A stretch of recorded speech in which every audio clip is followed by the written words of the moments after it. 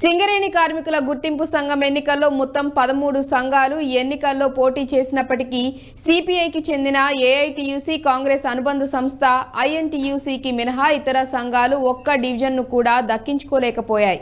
మిగతా సంఘాల మాట ఎలా ఉన్నా బీఆర్ఎస్ అనుబంధ టీబీజీకేఎస్ కనుమరుగవ్వటం సింగరేణి వర్గాల్లో ఇప్పుడు ఆసక్తికరంగా మారింది. ఆఖరి నిమిషంలో టీబీజీకేఎస్ పోటీ నుంచి తప్పుకొని ఏఐటీయూసీకి మద్దతు ఇచ్చి ఆ సంఘానికి గుర్తింపు హోదా కల్పించగలిగింది.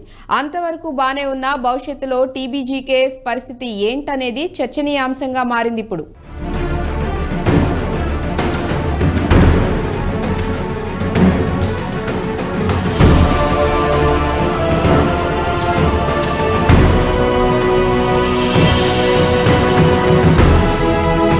సింగరేణి ఎన్నికల్లో ఐఎన్టీయూసీ ఏఐటీయూసీల మధ్య హోరాహోరీ పోరు.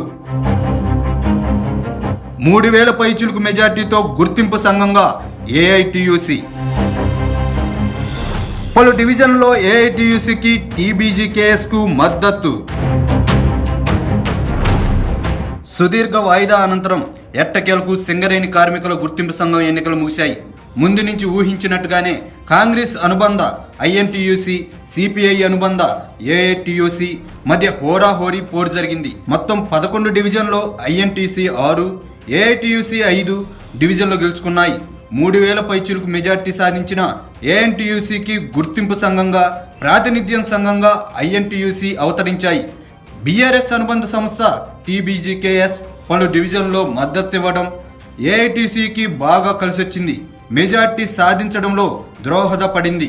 అయితే మొత్తం 11 సంఘాలు ఈ ఎన్నికల్లో పోటీ చేసినప్పటికీ ఏఐటీయూసీ, ఐఎన్టీయూసీ మినహా ఇతర సంఘాలు ఒకరంటే ఒకరు ఒక్క డివిజన్ కూడా దక్కించుకోలేకపోయాయి. మిగతా సంఘాల మాట ఎలా ఉన్నా బీఆర్ఎస్ అనుబంధ సంస్థ అయిన టీబీజీకేఎస్ కనుమరుగవ్వడం సింగరేణి వర్గాల్లో ఇప్పుడు చర్చనీయాంశంగా మారింది.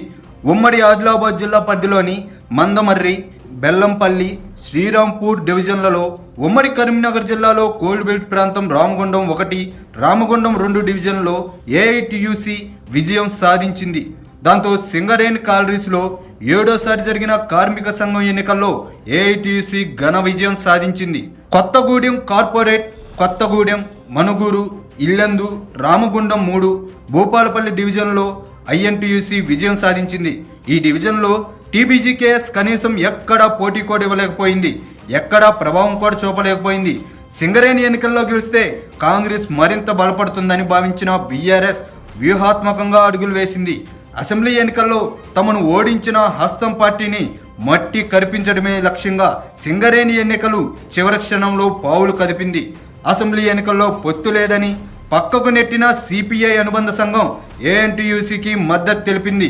చివరి నిమిషంలో కీలకమైన డివిజన్లో మద్దతు ఇస్తున్నట్టు టీబీజీకేఎస్ తీర్మానాలు చేశారు.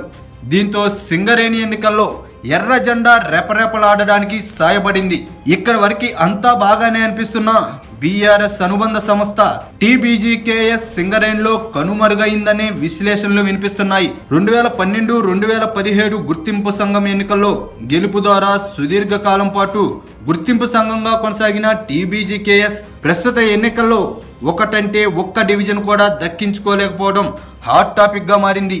కాంగ్రెస్ ఓడించాలనుకున్న బీఆర్ఎస్ లక్ష్యం నెరవేరిందేమో కానీ ఆ పార్టీకి కలిగిన ప్రయోజనమేంటో గులాబీ అధిష్టానానికే తెలియాలంటున్నారు. నిజానికి టీబీజీకేఎస్ ప్రస్తుత ఎన్నికల్లో అనూహ్య రీతిలో కనుమరుగైంది. ఎన్నికల్లో పోటీకి నామినేషన్ వేసినప్పటికీ అసెంబ్లీ ఎన్నికల్లో ఓటమి నేపథ్యంలో కేడర్ నైరాశ్యం వ్యక్తమవుతుంది. ఎన్నికల్లో విజయంపై టీబీజీకేఎస్ నేతలు పెద్దగా ఆసక్తిని ప్రదర్శించలేదు. అధిష్టానం కలగజేసుకున్నప్పటికీ పెద్దగా స్పందన కనిపించలేదు. దీంతో చాలా మంది కీలక నేతలు ఆ సంఘానికి గుడ్ బై చెప్పి ఐఎన్టీయూసీ, ఏఐటీసీలో చేరారు. కొన్ని ఏరియాలో టీజీబీకేఎస్ నేతలు ఏఐటీసీకి మద్దతు ఇవ్వాలని తీర్మానం చేశారు. దీంతో గుర్తింపు సంఘం ఎన్నికల్లో గనుల వద్ద గులాబీ జెండా మసకబారిపోయింది. అసెంబ్లీ ఎన్నికల్లో పరస్పరం పొత్తులతో పోటీ చేసిన కాంగ్రెస్, సిపిఐ అనుబంధ సంఘాలు సింగరేణి ఎన్నికల్లో ప్రత్యర్థులు తలపడ్డాయి. ఇక పొత్తుకు ససేమేరా అన్న బీఆర్ఎస్ పార్టీనే ఇప్పుడు సిపిఐ అనుబంధ సంస్థ ఏఎన్టీయూసీకి మద్దతు ప్రకటించడం ఆసక్తికరమైన పరిణామమని సింగరేణి వర్గాలు చర్చించుకుంటున్నాయి.